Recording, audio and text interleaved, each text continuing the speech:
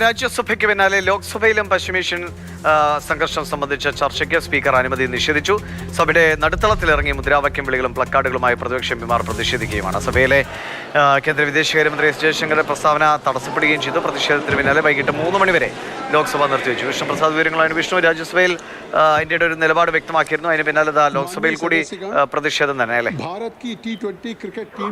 ദിവീഷ്, പാർലമെന്റിന്റെ ഇരു സഭകളിലും കനത്ത പ്രതിപക്ഷ പ്രതിഷേധമാണ് ഇന്ന് നടന്നിട്ടുണ്ടായിരുന്നത്. രാജ്യസഭയിൽ നിന്ന് പ്രതിപക്ഷം ഇറങ്ങിപ്പോയി. മന്ത്രിയുടെ പ്രസ്താവന, പശ്ചിമേഷ്യൻ മേഖലയിലെ അശാന്തിയെ തുടർന്നുള്ള മന്ത്രിയുടെ പ്രസ്താവനയ്ക്കെതിരെയായിരുന്നു പ്രതിപക്ഷം ഇറങ്ങിപ്പോയിട്ടുണ്ടായിരുന്നത്. എന്നാൽ ലോക്സഭയിൽ എത്തിയപ്പോൾ പ്രതിപക്ഷം ചർച്ച ആവശ്യപ്പെട്ടുകൊണ്ട് സഭയുടെ നടുത്തളത്തിൽ പ്ലക്കാർഡുകളുമായി ഇറങ്ങി.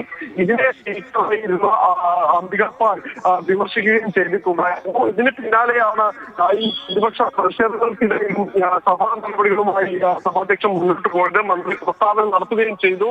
എന്നാൽ ഈ വിഷയങ്ങൾ ഉന്നയിച്ച് പ്രതിപക്ഷം നൽകിയിട്ടുള്ള നോട്ടീസുകൾ അനുവദിക്കുക എന്ന് സഭാധ്യക്ഷൻ വ്യക്തമാക്കുകയും ചെയ്തു. പ്രധാനമായും ഈ പാർലമെന്റിൽ ഉന്നയിക്കപ്പെട്ടിട്ടുള്ള പശ്ചിമേഷ്യൻ പ്രതിസന്ധി ഉൾപ്പെടെയുള്ള വിഷയങ്ങളിൽ ഈ ചർച്ചകളുടെ ആവശ്യമില്ലായിരുന്നു. മന്ത്രി മറുപടി പറഞ്ഞു കഴിഞ്ഞുവെന്നും കൂടുതൽ സംശയങ്ങൾ ഉണ്ടെങ്കിൽ ബിസിനസ് അഡ്വൈസറി കമ്മിറ്റിക്ക് മുൻപാകെ ചോദ്യം ഉന്നയിക്കാനുള്ള ഒരു അവസരം തേടണമെന്നുമുള്ള നിർദ്ദേശമാണ് സഭാധ്യക്ഷൻ നൽകിയിട്ടുണ്ടായിരുന്നത്. എന്തായാലും സഭാ നടപടികൾ ഇപ്പോൾ 3 മണി വരെ നിർത്തിവെച്ചിരിക്കുകയാണ് പ്രതിപക്ഷ പ്രതിഷേധത്തെ തുടർന്ന്.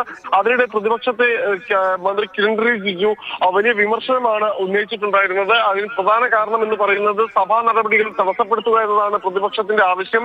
ഇത്രയും ഉത്തരവാദിത്തരാഹിത്യമുള്ള ഒരു പ്രതിപക്ഷത്തെ താൻ കണ്ടിട്ടില്ല എന്നും അദ്ദേഹം സഭയിൽ പ്രതിപക്ഷത്തെ വിമർശിക്കുകയും ചെയ്തു. ശരി, വിഷ്ണുപ്രസാദാണ് വിവരങ്ങൾ നൽകിയത്. രാജ്യസഭയിൽ എസ് ജയശങ്കർ ഇന്ത്യൻ നിലപാട് ഇക്കാര്യത്തിൽ വ്യക്തമാക്കിയിരുന്നു. പക്ഷേ ലോക്സഭയിൽ പ്രതിപക്ഷ പ്രതിഷേധം ശക്തമായതിനെ തുടർന്ന് സഭ നിർത്തിവെക്കേണ്ട സാഹചര്യമുണ്ടായി.